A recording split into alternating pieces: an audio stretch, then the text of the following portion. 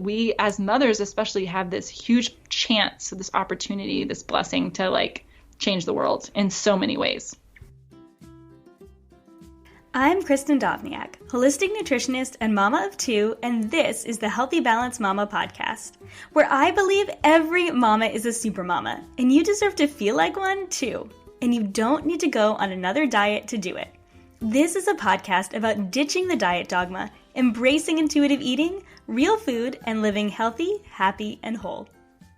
Hey there, Healthy Balance Mama listeners. Kristin here, back for another episode with an incredible guest I cannot wait to share with you. Jess is someone I need to give a personal introduction about before I give her professional introduction, because I know that getting to know Jess over the last year, as well as listening to her incredible podcast for even longer, Jess is one special lady, and I cannot wait to just hop on the phone and have a conversation with her. So I am so honored she's letting you all come along for the ride. So professionally, Jess Gaertner is an athletic trainer, certified CrossFit trainer, blogger, recipe creator, and podcast host with a passion for real food, real connection, and sharing herself, flaws and all. A recovering perfectionist, Jess now focuses on supporting women in finding their truth, nourishing their minds and bodies intuitively, and creating joy in their lives as they navigate the motherhood transition. She pours her heart and soul into the Modern Mamas podcast and pushes herself to be vulnerable every single day on social media to hold space for women to be their authentic selves. She's a recipe contributor to the newly launched Baby Making and Beyond program and finds her joy creating nutritious and accessible recipes for health. You can find her food creations, lifestyle posts, and podcast episodes at Hold the Space Wellness and connect on Instagram at jess.holdthespace. When not working, Jess loves to spend time with her husband, Tim, 2 kiddos, Bear and Camille, and 2 large Great Pyrenees rescues. They are her greatest accomplishment. So welcome, Jess. I already said it, but I'm so excited to have you on. Oh my gosh, thank you so much for having me. I have to say, it is so fun to be on the other side of the podcast microphone. I love being a guest. And honestly, I'm listening to you talk about me and I'm like, man, I need to pare that biography down or whatever, that intro down. That's a lot of stuff I've got going on. Well, you do have a lot of stuff going on. And I think you need to share how much you've got going on because you do have this really incredible, expansive experience and life right now. And I think that, you know, there's so much value in that. Well, thank you. And I hope that speaks to, I deal with imposter syndrome a lot, as I know, like many people do in this space. But I like that you mentioned that experience because I feel like, you know, I get a lot of people that approach me and they're like, well, I want to do a blog, but I don't have XYZ certification, or I was a major in history, but I'm really interested in health. And I'm like, you don't have to have a ton of certifications to share your story and make an impact in this space. So I'm glad you kind of pointed that out. Yeah, I don't have a ton going for me other than a lot of life experience, I think. But sometimes that's exactly what you need, and that's what you need to connect with women. And I think that's what you and Laura are doing on the Modern Mamas podcast, is you both have some really great experience in your respective fields, but really you come at it from like, we're 2 moms, and we want to connect with each other and connect with other moms and bring you incredible people that also have experience to really, you know, encourage you on your motherhood journey. If that's the right kind of description of what you guys do, that's what I feel from it, right? You hit the nail on the head there. Well, I mean, I think I already shared that I've been a listener for a long time. So this is really fun for me to be on the other side over here too, being able to interview you. So, you know, I already shared your bio and you just, you know, I shared a little bit more about your podcast and you shared a little bit about, your experience, but can you share sort of the story of how you got to where you are today in your business and your mission to support mamas? Oh my gosh, how much time do we have? That's the question. How far back do I need to go here realistically? No, I'm just kidding. I will sum up probably the first 27 years of my life by describing myself in one word is Stressica. Is what my friends and family would call me.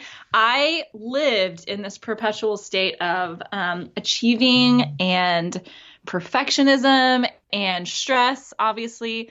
And I thought that was just who I was and who I was always going to be. And a lot of my, you know, my anxiety and need for achievement really demonstrated itself in food and fitness. It kind of came out in that way. So I I had a really amazing childhood growing up. And then in my teen years, kind of went through some really rough things right before I went to college. Well, obviously going to college in and of itself is a huge life, like altering thing, or you're on your own. And I went out of state for the first time ever, really, and was in this whole new world. And I started really focusing on my weight for the first time ever. I'd always been that girl who was like, I ate whatever I wanted to. I was really active in sports.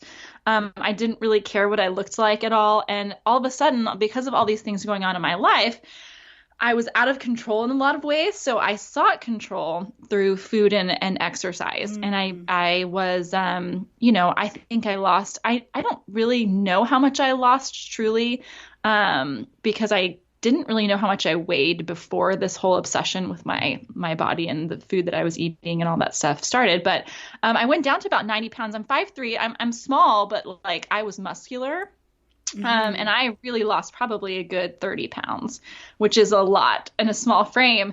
And I weighed and measured, and I weighed myself numerous times a day, and I worked out for like 2 hours. I was high achieving in a setting that was like very, very damaging to me. And so that had a huge impact on my life. I came out of that, I would say anorexia for sure, transitioned to like bulimia. And then from there, I never actually sought professional help, but I had enough like self-awareness, I guess, which is kind of crazy to be so deep down in that spiral that I still recognized that I needed to change because I was so unhappy, that I, read a lot of books and worked on my relationship with food. And I started coming out of it on the other side. And now happily can say that I don't really struggle with that anymore. And we can talk about that later, I'm sure. But it really marked my 20s. And, even as I struggled to find health, and get to this place where I am now, I've gone through many transitions to where it was like, okay, I'm not afraid of food, but I do want to eat low cal. And then, that's the like fake maple syrups and like I think I ate waffles like every single day. And, there's nothing wrong with waffles, but like my perception of why I was eating those waffles was skewed. And then I started marathon training, and we've talked about this a little bit, I think, before. Yeah. But like that became an outlet, kind of like a sneaky outlet at times for me to be like, okay, I don't have a problem with food anymore. But now I'm eating whatever I want to, but I still want to make sure that I don't gain weight. So I'm going to go run a marathon, because it kind of married all the things. I could achieve something, I could exercise in the name of like achieving something, and I could also control my weight in what I thought was a healthy way. And my marathon experience was kind of crazy. I ran it. It was great. And then I like went to the hospital right after. Oh my gosh. I think I remember you telling me that story. No, it was crazy. It was a combination of things. I think I was sick. I didn't drink enough water. I ran the marathon in Austin, and that's a pretty grueling course. So anyways, long story, really short. This is why I have a podcast, because I cannot do anything succinctly, and I have the gift of gab. But I met my husband, and he introduced me to CrossFit, and he introduced me to paleo. And even then, so my life changed very dramatically. And I realized I still enjoy running for the meditative aspect of it. I love where my mind, like, it's very meditative to me. But then I also like brought in shorter workouts to my life, and I realized the benefit of being strong as well. And it was just kind of like this whole life-changing process, obviously meeting your husband, changing your workout routine, changing the way you eat, and feeling very confident and loved in who you are and not how you look was a huge stepping stone. And so I really, really changed a lot that year. I think we met when I was 27. And so like my relationship with food was so much better. And I've still, even now, 7 years later, transitioned out of I don't really live in any sort of camp. I'm not like paleo or keto. And I know you're really into intuitive eating and being intuitive about that, I would say I'm smack dab in that camp right now. And that goes for exercise too. If I want to run, I'm going to run. If I want to work out, I'm going to, do a kind of a CrossFit style workout. I'm going to do that. And I'm going to do everything in between, whatever feels good and whatever feels doable. And that's a really fun place to be in. I'm just going to like keep talking forever and ever. Please stop me if you have questions. No, I loved listening because our stories are so similar in so many ways. That like struggle with wanting to control and that perfectionism, and then I used running as a tool for a really long time, a negative tool, and now I've kind of come into this space where it is more of a positive, or not more of a positive. It is a positive thing in my life, but I'm not only running. I've incorporated more, so I'm just listening and nodding along and going, "Oh yeah, I totally feel where you're at," and I love your journey. So continue. Okay. Well, I'm almost in, I promise, because now, so I met my husband, and we are really have a truly happy marriage for a lot of ways. It's not perfect, but we are really, we just found this rhythm and this partnership that's been amazing. So he's been a huge part of my growth as a person. And after we got married, we decided pretty quickly we wanted to have kiddos. And in my mind, it was like, I'm fit, I eat all the right things, check all the boxes. I'm like doing all the things, taking the prenatals. I took the birth class. We're going to do a birth center birth. It's going to be quote unquote all natural, even though I kind of detest that word. It's going to be an unmedicated vaginal birth, because I think all births are natural. It's going to be unmedicated vaginal birth, and I'm going to do it in a birth center, and it's going to be perfect. I'm going to have a perfect kiddo. I'm going to have a perfect pregnancy. I'm going to have a perfect delivery. It's going to be exactly what I want. Well, my first experience with birth was not what I had planned for. And as a recovering perfectionist, it was life-changing for me in a lot of ways. Obviously, becoming a mother is life-changing no matter how you spin it. But this even more so because I did have an unmedicated vaginal birth that almost, I was right on the verge of having to transfer to get a C-section. But I, labored for weeks of prodromal labor, and I pushed for like 3 hours. I suffered a really, really intense tear that required a lot of recovery. And also our kiddo had to be transferred to the NICU, which luckily was right across the street. Literally probably like 30 minutes after he was born. And so that kind of set the stage for my experience. And unfortunately, while he was totally fine, there was nothing seriously wrong, we did have not the greatest experience at the hospital. And it also kind of forced me to realize again and again how out of control of so many things that I was. And so it was this huge awakening for me that I don't have control at all.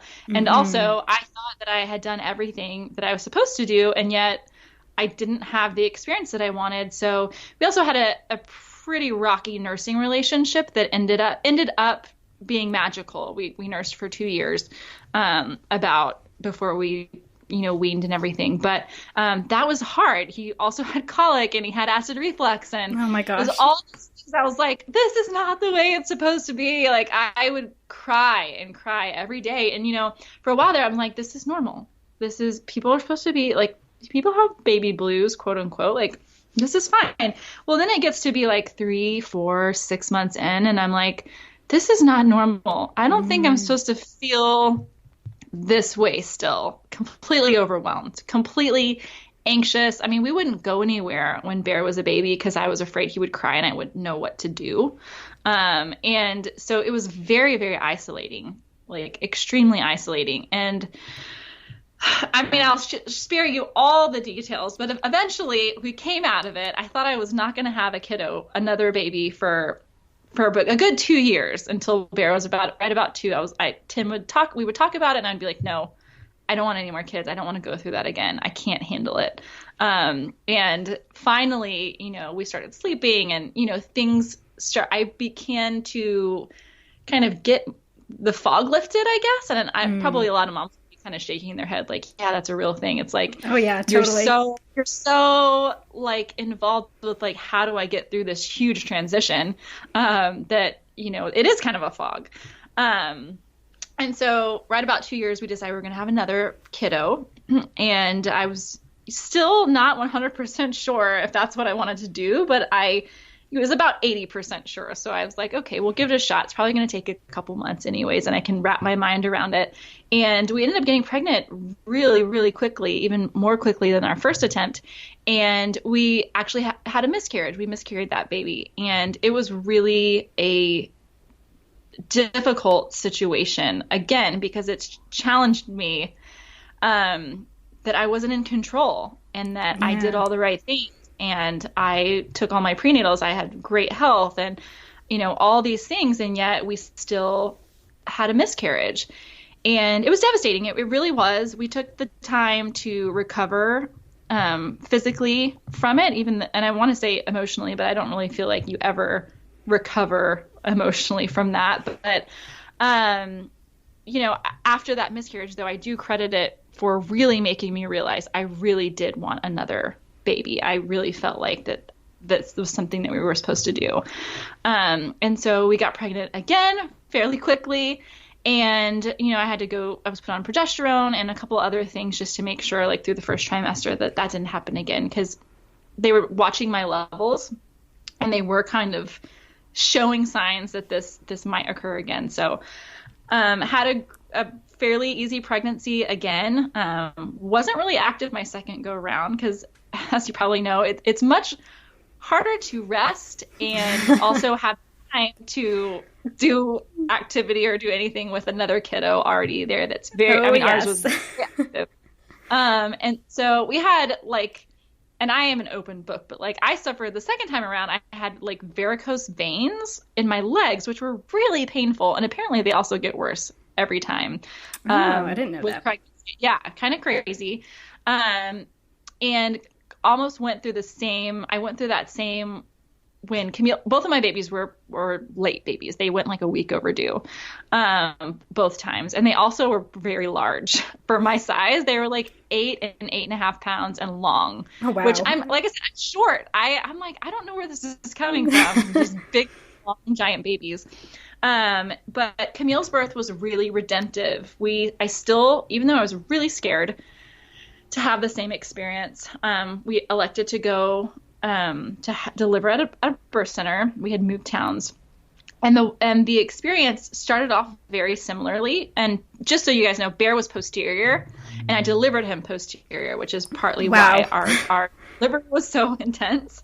And most babies, a lot of times babies will labor in a posterior way, and then as they are coming down the birth canal, they will flip. Right. Yeah. Correctly, but he just didn't ever flip, which. Looking back, that's crazy. But oh my gosh, yeah. I had a lot of the same symptoms with Camille during early labor, and I was like, oh my God, this is going to be the same. Oh my gosh. And it ended up being nothing like Bear's. She ended up turning. We delivered, I think I pushed maybe 10 minutes in the water, which is what I had always wanted to do. We were laughing in between contractions, where that was stark contrast to my first experience. Was oh my God, I'm going to die type thoughts. I can't do this. Yeah. Compared to the second go around. So it was really, really redemptive, and almost, it really, I don't know, it changed things for me. And it was at that point that I decided I needed to share my story, because if I have felt like this, and I know that there's tons of mamas out there who have, essentially been in my shoes and done all the right things, quote unquote, and had a delivery that they, didn't necessarily plan for. And I wanted to kind of have a safe place for those people to know that their experience is okay, and that their feelings are okay, and that what they, their feelings are valid no matter what that is. If they were disappointed, if they were sad, if it wasn't that big of a deal, if, maybe they planned a C-section, and that's okay too. I wanted a space where all birth, all motherhood experiences, all of it is okay and acknowledged, and people feel empowered to speak their truth. So that's kind of how the Modern Mamas podcast was born. And then Hold the Space Wellness became a thing, and now it's just kind of really grown from there. Really, really long story to get to the point that that's essentially how it's happened. Oh my gosh, I appreciate you sharing your story so much. And I'm like trying not to get emotional over here because I'm thinking back to, to the episodes on the Modern Mamas podcast where you shared your birth story. And I have a similar, almost traumatic birth experience with Sage, my 5-year-old. And then really, truly, I feel like, for a long time, I struggled with guilt over that, over the fact that I didn't have that quote unquote natural birth that I wanted. I had planned a home birth in the water, and I ended up with high blood pressure towards the end. My midwife was like, there is no way that it is safe for you to have a baby here at home. And so I ended up in a hospital. I was in Canada, and they don't have birth centers like that. Actually, they do have one now, but they didn't 5 years ago. And I struggled with so much guilt over, I ended up with Pitocin and an epidural, and it was like so opposite. And, I was threatened a C-section over and over again. And I almost passed out while I was pushing, and like all of this scary stuff. And my kids are 4 years apart for a reason, because I was terrified to become pregnant again. I wasn't sure if another baby was almost worth that stress, because something I haven't really talked a lot about on the podcast, and something I think we might chat a little bit more about, is that I struggled a little bit, not necessarily with depression after she was born, but with anxiety and almost connecting with her. I think because I had so much fear after that birth experience. And I think that you really, truly do in everything you do, hold that space for moms in that, like, whatever your birth story is, it's okay. And it was how it was meant to be. And, I know that a lot of the women listening, do believe in God like I do. And I do believe that he redeems our stories in one way or another. And my birth experience with Ren, my 1.5-year-old, it was an hour and a half, and we almost didn't make it to the hospital. I didn't even have time for any drugs if I wanted them, because like, she was like, okay, it's time to come out. My water broke. We got into the car. I almost gave birth to her I live on an island, and like I was like basically in transition on the bridge to the mainland, and we got there, and the nurse thought I was crazy. I think she just thought that I was like a wild lady, like screaming. I wasn't screaming, but like it was happening. And I was like, no, like this is happening now. And she was like, you can't push on the elevator. And You're like, I can't, I mean, anyone who's been through that knows you can't stop the pushing. Like, exactly. Okay, come on. It's like your body. It's just doing it. So we finally got up there, and she came really quickly, and this was totally not supposed to be an episode with, our birth stories, but it's so important. It's part of our stories, though. Yeah, it is. It's huge. Share away. Yeah, it is. It's so huge. And I think that really, having other women out there who are encouraging that it doesn't have to be the same way the second time. And even if it is, it's still okay. You're not any less of a mom because your birth experience didn't go the way you planned. And I think, kind of to tie it back, a lot of those of us who are planners and natural perfectionists, like you describe yourself as a recovering perfectionist, right? We have this idea in our head, and I'm sort of speaking for all of those women, and you can agree or disagree, but when we have this idea in our head of how we want something to go, and it doesn't go as planned, I think it can be a struggle a lot of the times. And I think that relates to our journey with, with food and exercise and just life as a mom too. Well, yeah. And I'm glad you mentioned about your faith, because I talk about it openly on our podcast, but it's not a huge part of our like, I guess, story in overall. But for me, it's huge because I had clearly a lot to be taught. Yeah. And I do feel like God used these experiences to pull me out of something that was not serving me. That's this perfectionist idealism. And even like before I had kiddos, I was like, I am never going to do this. I'm never going to let my kids do this. And they're only going to eat this way. And God, it's like so judgmental I was in the past without ever having experienced anything, of my own. I had all these preconceived ideas about what I was going to do and what motherhood looked like.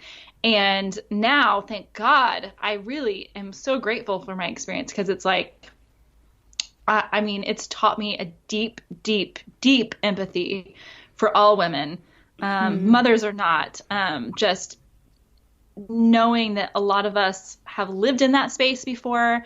A lot of us are going through the same struggles as we go through the motherhood transition, even if we don't share openly about them. And I really am hoping to change that with our podcast, that it's not taboo to talk about an experience that maybe isn't full of all happy emotions. Because don't get me wrong, like there were moments of joy in my like early motherhood experience for sure. And of course there was joy when Vera was born, and I was like, my gosh, like thank goodness. But there were also really hard moments that I don't think people bring out into the open enough, to where when someone else is experiencing that and no one has shared with them that it can be so difficult, that certain things are really hard, they're thinking they're alone. They're thinking nobody else has felt this way before. No one else has gone through what I've gone through, because you don't see it. And so like, gosh, how much more freeing would it be if people just talked about the hard parts too? Totally. I totally know. And I love that you are bringing the hard parts of motherhood into light, because there is so much joy in motherhood. It's amazing. And I talk about this a lot. Like, it's one of the most amazing journeys, but it is also one of the hardest. And I think that we need to surround moms and really just give them a big virtual hug and tell them that it's going to be okay. And that, yeah, we do all have different experiences, but a lot of us have similar experiences too. And be and have that space, for them to share their own stories with the people around them too. So I think that even, if a woman is not in the public space sharing their stories, if they're listening to, you and the guests and Laura and the guests on your podcast, and even listening to me share about, food and intuitive eating, and they, maybe they don't ever connect with me, or they don't ever connect with you and Laura, but they, come out and they take what they heard and they use it to encourage someone else. I really think that there's a ripple effect from women, knowing that they're not alone and being able to encourage another woman too. Totally. 100%. So how do you think that yourself as this recovering perfectionist really changed if this makes sense, I guess, in the transition to motherhood? So how did motherhood really, I guess, change your perspective on perfectionism? Oh my gosh.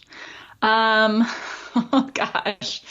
I mean, in every single way, starting from the delivery process and now on. Bear's almost 6. He'll be 6 in August.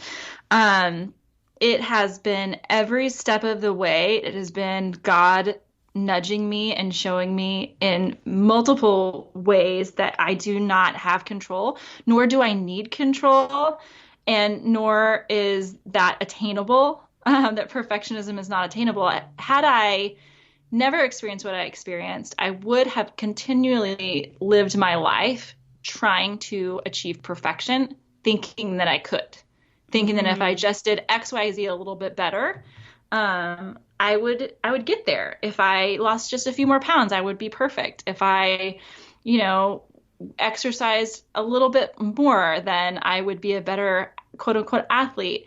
And really what it did for me was, teach me that you can do everything that you think is going to make you perfect, and still quote unquote fall short. Because really what it did was it ripped away the idea that there is anything that's perfect. Do you know what I mean? Like, at least here on this earth, there's nothing that I can ever aim for that's going to be perfect.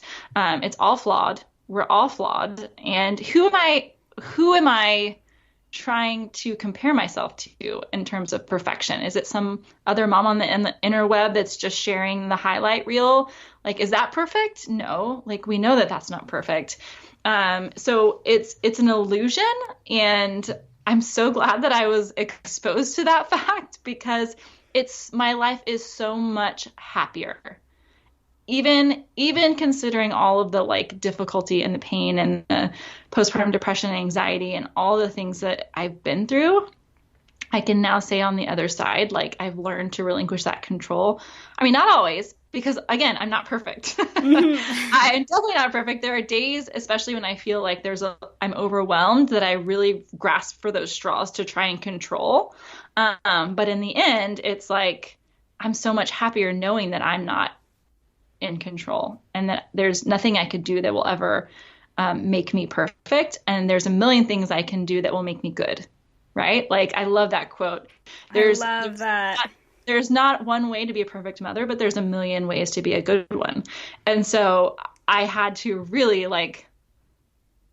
that's just, I live by that, you know? I don't know if that answered your question, but. Oh, no, totally. I love that. And you know, what popped into my head is, I don't even know where I got this from, but I heard this in early motherhood that, you know, we're all the perfect mothers until we become one, right? And it ties into what you were talking about earlier and feeling like you were going to do motherhood this one way, right? And I think that is still in that, you know, that perfectionist mindset that we are going to do it this way because that's the way we're going to do it. And then we become moms and we have to let go of it, or else we do, I think, live in this perpetual state of dissatisfaction with ourselves, with our motherhood, and, you know, yeah, just ourselves as a whole. So no, I love that. So yeah. I want to, if you're okay with it, dig a little bit more into some of the things that you've struggled with. So I always value your transparency on the podcast and on social media, especially. You've been really honest, and you have already been on the podcast today, about your struggles with anxiety and depression, both, you know, just after having kids and then at different times in your life. And you did a post on Instagram recently on tools to pull yourself out of a low season. And I was wondering if you could share some of those here with my listeners, because this isn't something that we have dug into on the podcast yet, but I know how many mamas, even just in my own life, like good friends. And so if I have this many good friends dealing with this kind of stress and anxiety and depression as moms, I know that there's women out there who need to hear more about that. So can you share a little bit more? Oh, yeah, totally. This is one of my favorite topics to talk about. And I will say, I mean, people that know me, they probably know me, like I said, the first 27 years of my life, and then the second, I guess, and plus more, is kind of like a completely different person. And so I was stressed, anxious, depressed. I mean, really battled that quite frequently throughout my life, just very more ups and downs than I probably care to admit. And so, you know, over the last, like I said, 7-8 years, things have really shifted a lot. And I live mostly, full disclosure, I live mostly 90% of the time in a state of really amazing joy, joy and high energy. And I truly 100% am not faking that I am really happy, even when things are hard, even when things are like stressful. You know, we had a bunch of job shifts leaping into like entrepreneurship, and my husband as well, and moving and new kids and all these things that would make anyone stressed. And of course, like there's moments where I deal with that. But at the end of the day, it's usually like, it's okay. It's okay. Like no matter what's going to happen, it's okay. And I have to say a lot of that does come from my faith, and getting more in tune with that and knowing that, like, just having a trust in that.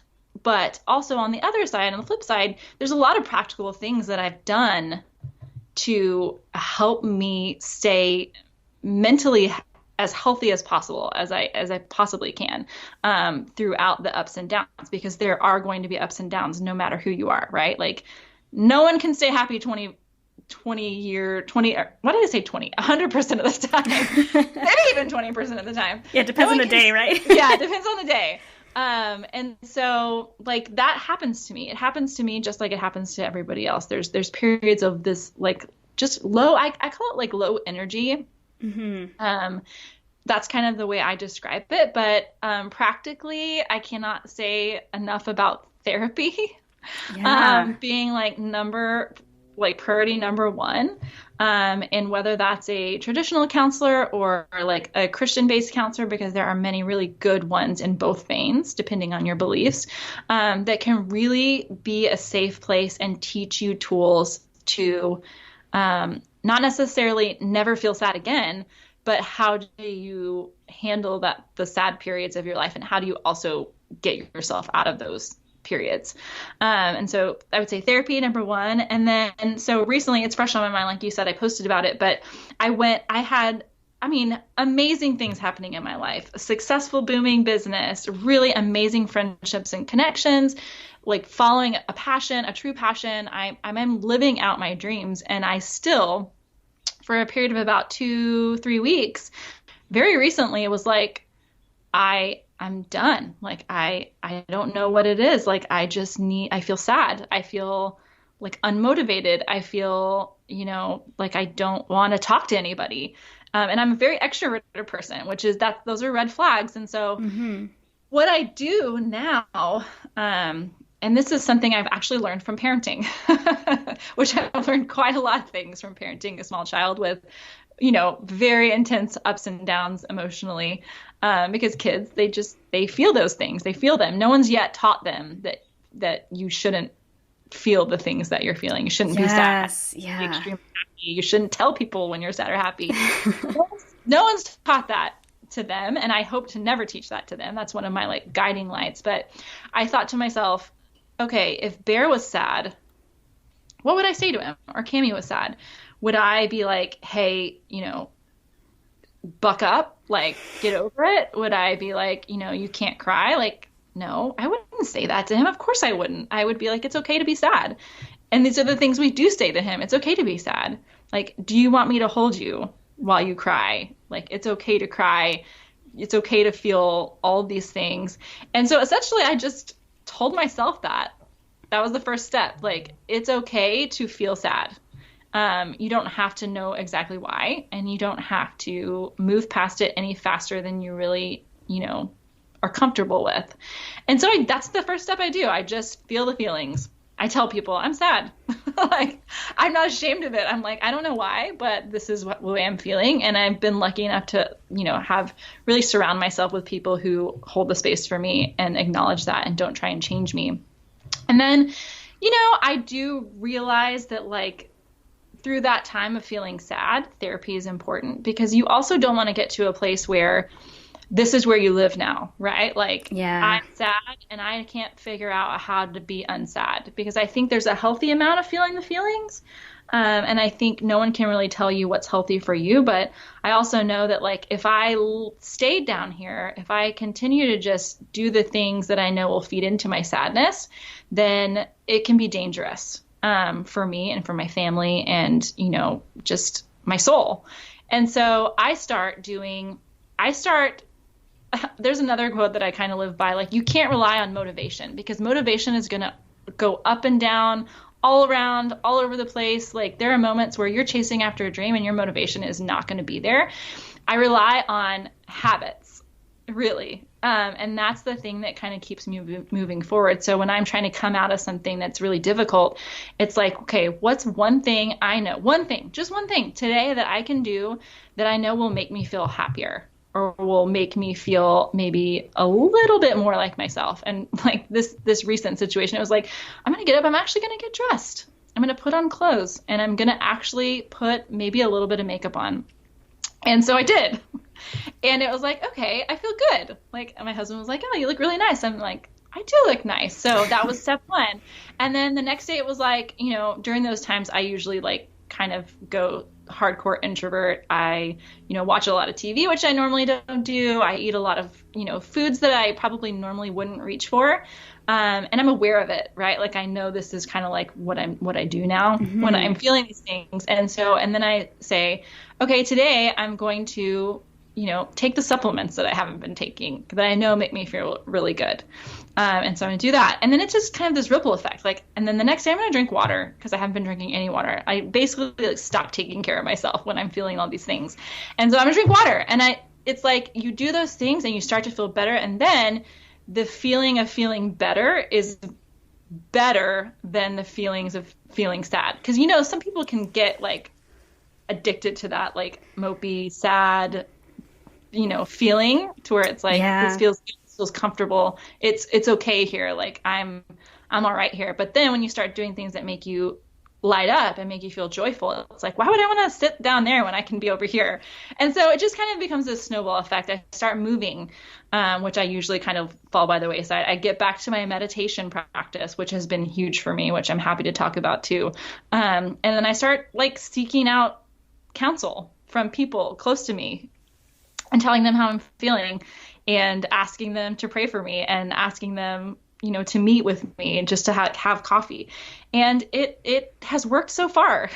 Sorry, that's another long story short. Did that actually answer your question? Oh, totally. And there's so many things that I was thinking about when you were talking that I'm just like, oh, these things are so good. So many valuable tools there. I think that I really love that you mentioned therapy a few times, because I think that there, unfortunately, is still a stigma around therapy for women, for moms, especially those of us who are recovering perfectionists, because we think we can do it all ourselves. And I think that moms and women in general need to know that it is okay and healthy to seek out help when they really do need help, because professionals can do what we can't do. But at the same time, also seeking out community and women that you can speak with who might have had similar experiences to you, who might have felt similar ways. I think both can be so beneficial and valuable. And even if you have no one in your area, I know that when Sage was first born, she's 5 now. And so we lived in Toronto at that time.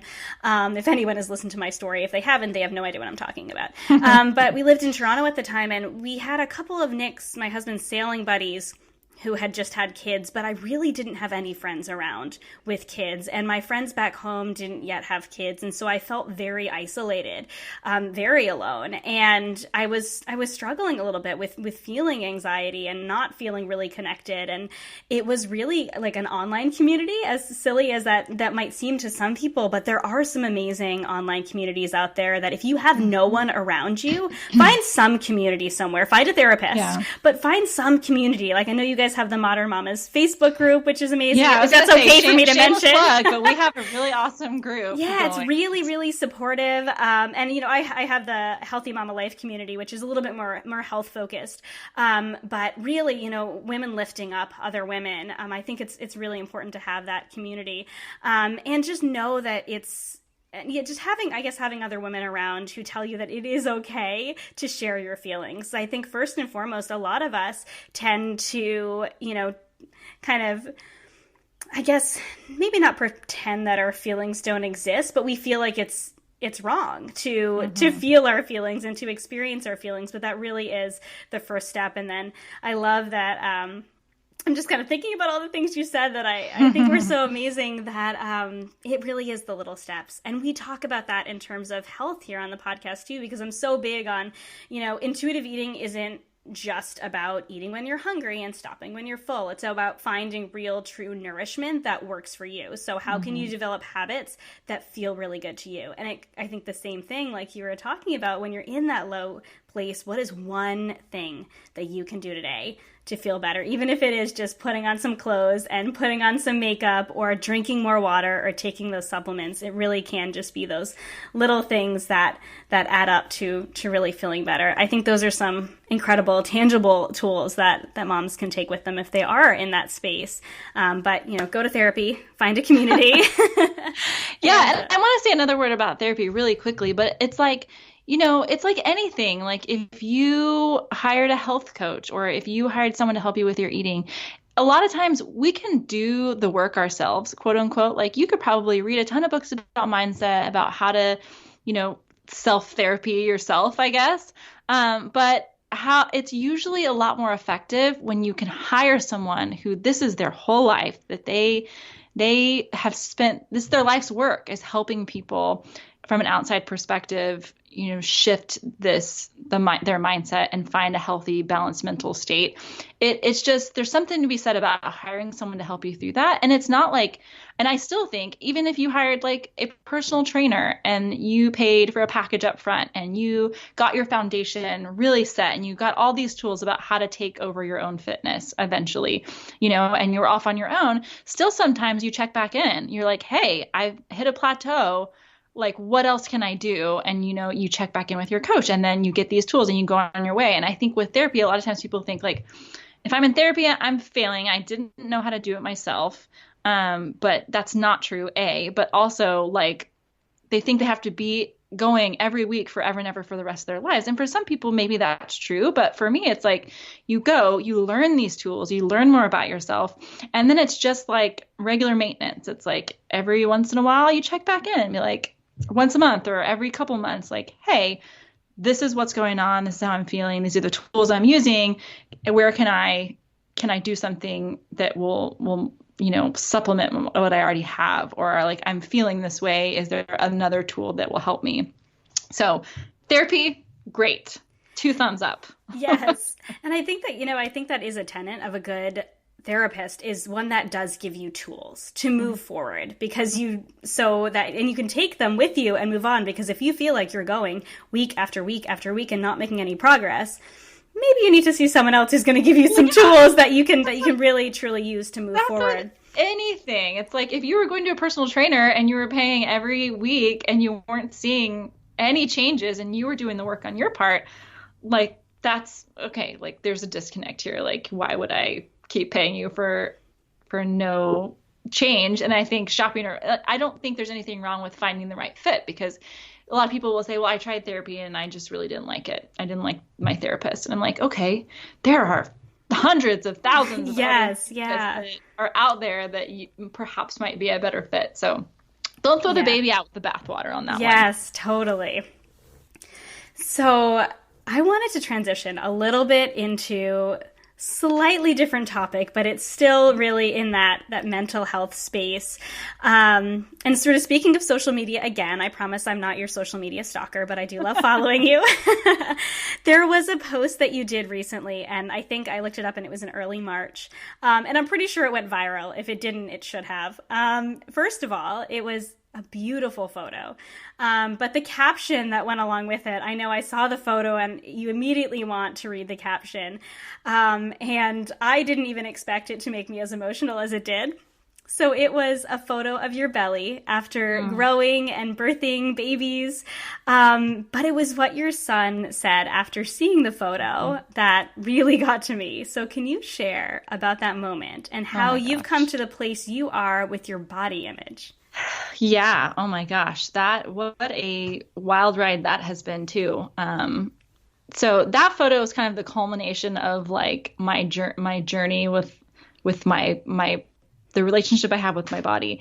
And it's, again, motherhood has taught me so much. And one of the things, the huge things that it's taught me is that I don't have to fight my body, that my body is wonderful, and that my body is capable and magical and strong and all of these things that I never believed in. I was always living in this place like, how can I get my body stronger, sort of, but more so like, how can I make it smaller?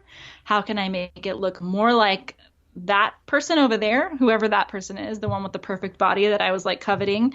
And then also realizing that like there was absolutely nothing wrong with my body in that space in my life. I was, by all standards, thin and fit and had abs and wore bikinis and just, ran around. But on the inside, I thought I was hideous, like I'm looking at myself back in those days and I'm like, oh my God, you were gorgeous. And you lived in this state of thinking that you were just disgusting. I mean, that sounds harsh, but like those are the kind of thoughts that went through my head back in those days.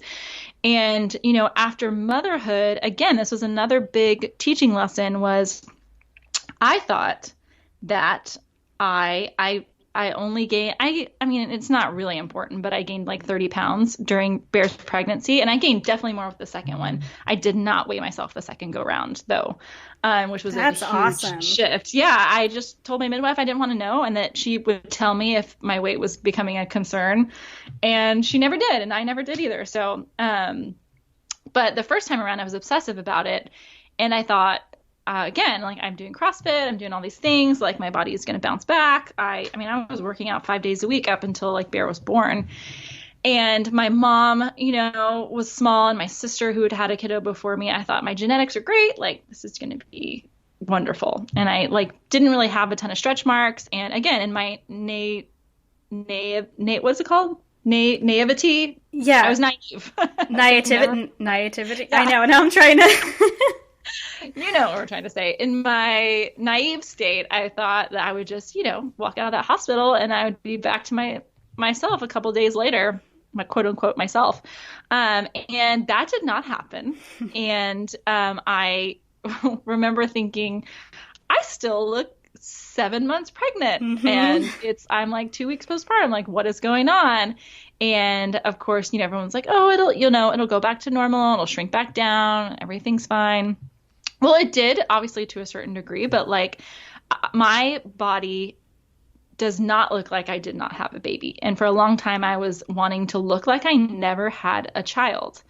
And that was a huge shift for me. I have a diastasis recti, which that split in the abdominal wall. Mine is really severe. It's probably surgical grade. I've done a lot as a birth fit coach, as an athletic trainer. Like the physical aspect of my recovery, I've worked really hard on. But now having told myself I have done everything I can, and this is the way my body looks. I'm not going to starve myself. I'm not going to try some crazy, fad diet. I'm not going to try some weird supplement that someone tells me is going to like make my stretch marks go away. I'm not going to exercise for 5 hours a day to change this very, in the scheme of things, unimportant thing about me. I'm not going to waste any more mental time focused on this as part of like who I am, because it's the least interesting thing about me. But I mean, it took me a long time to get there, because I would cry and I'd be like, oh my God, I'm never going to wear a bikini again. What is my husband going to think of me? Well, turns out he still loves me no matter what. And, he doesn't care what I look like. He's proud of my body. He's proud of the fact that like it's birthed 2 children, which has been huge in my journey with myself, just his support and like unconditional love. But also like I do know for a fact, even if he wasn't, I would still be here, because I have done that like mental work and that like just the hard work to get here. So all that to say, my body has never bounced back. And it definitely holds on to, while I'm nursing. Again, I wasn't that person who like lost all the baby weight because I was nursing and like, and then some.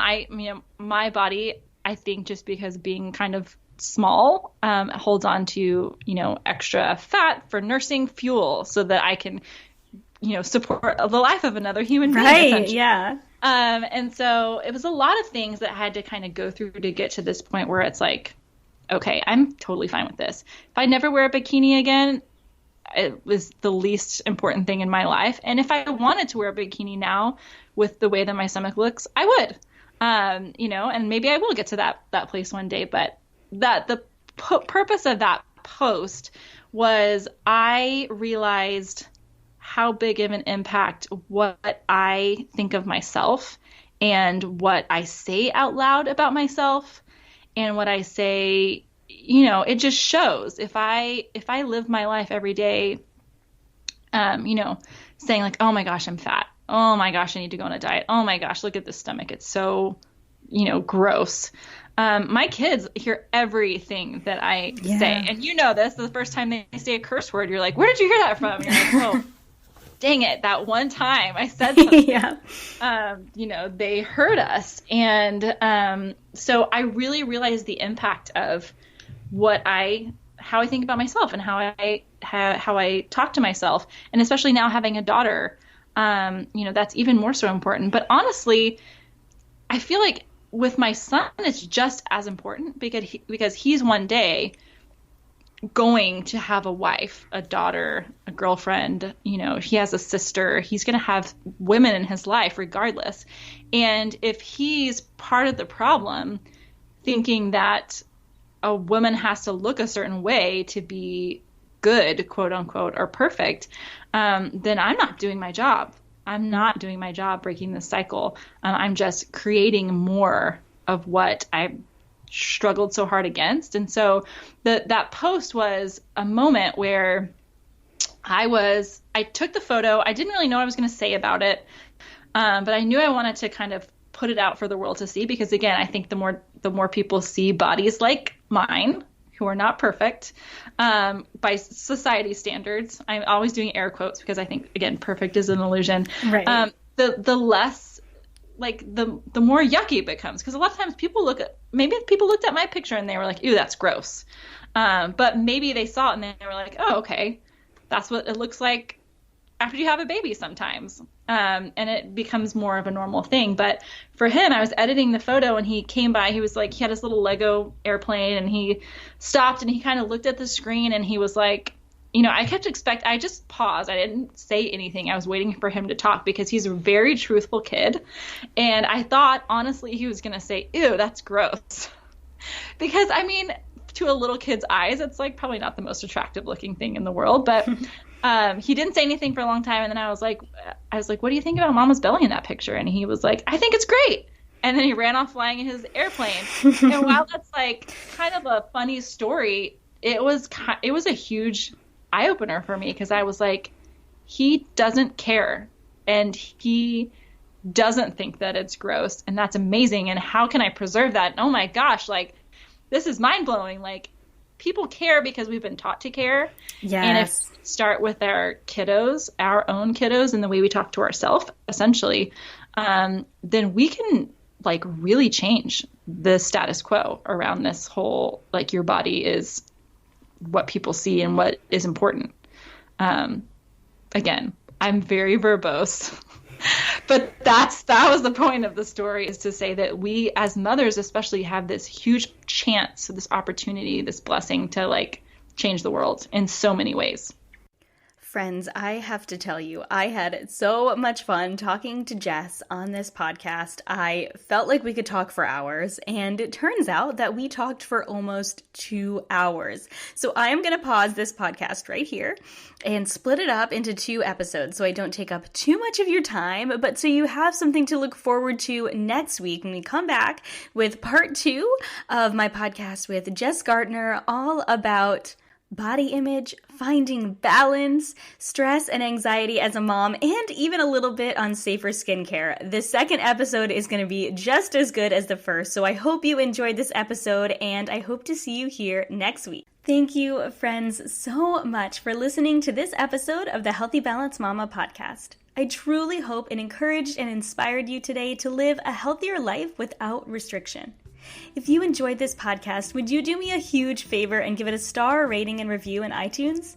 Every rating, review, and subscribe helps this podcast be seen and heard by more women who need to hear it. You can find me, Kristin, on Instagram and Facebook at Healthy Mama Kris, or on my website, healthymamakris.com. And don't forget to join us in the newly launched Supermama Society, a monthly membership to help you tune in to your intuition and nourish yourself without restriction, to live like the supermama I know you are. As a reminder, the information and opinions on this podcast are intended for information and inspiration only and are not a substitute for professional medical advice or treatment. Please consult with your healthcare practitioner before making any changes. Have a beautiful day, friends.